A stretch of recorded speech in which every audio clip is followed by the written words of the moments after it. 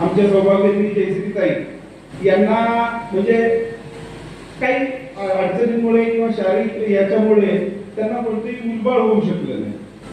त्यामुळं त्यांना एक मनात खंत कधी राहिली नाही.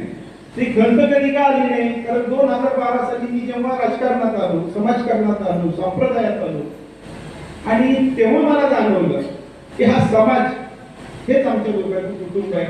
आणि विशेषतः काहींना मनापासून सांगतो, कधीही महाराजसाहेब असा गट कधीही दिली केला नाही.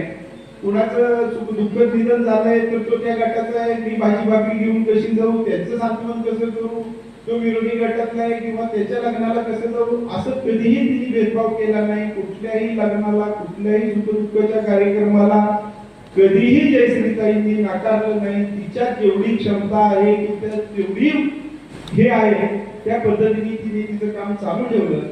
माझी एक सर्वांना विनंती की जयश्रीताईला तुम्ही वडीलधाऱ्या मंडळीने एक मुलीप्रमाणे तिला आधार द्या. जास्त मोठे त्यांनी समजून घ्या.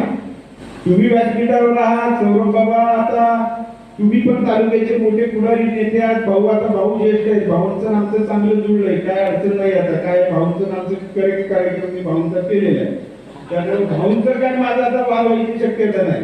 त्यामुळे आता सौरभ बाबा किंवा आपण सर्वजण इथं एकत्रित चांगला राजकीय कार्यक्रम किंवा सामाजिक कार्यक्रम सर्व एकत्रित करू.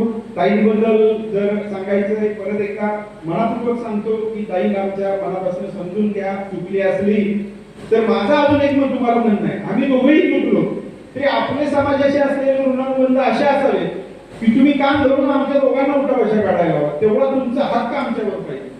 कारण तुम्ही जेवढ्या ताकदीने आम्हाला मतदान दिलं, तुम्ही आमच्या ताकदीने तेवढा उभा राहायला मागं आम्हाला खूप पाठिंबा दिला, भरभरून प्रेम दिले. आणि या सगळ्याच तुमचा तेवढा अधिकार आमच्यावर राहतो. मतदान झालं, आता निवडणुका झाल्या, चालत जाऊ देत, आता बघू 5 वर्षांनी काय आहे, असलं आमच्या रक्तात नाही. मतदान झाले, महिन्याच्यात आपण हा कार्यक्रम घेतलेला आहे, सगळं झालेलं आहे. आपल्याला मी महाराजसाहेबांना पण म्हटलं, महाराजसाहेब आपले जे निर्णय असतील ते आज्ञा म्हणून, आदेश म्हणून आम्ही इथून आयुष्यभर काम करणार आहे. फक्त आमच्या संप्रदायासाठी जर आमचं कुठलं एखादं मंडळ आलं किंवा काय आलं तर आम्हाला तुमची छत्री, ही राजछत्र, हे आमच्या संप्रदाय अभेद्य राहू द्या.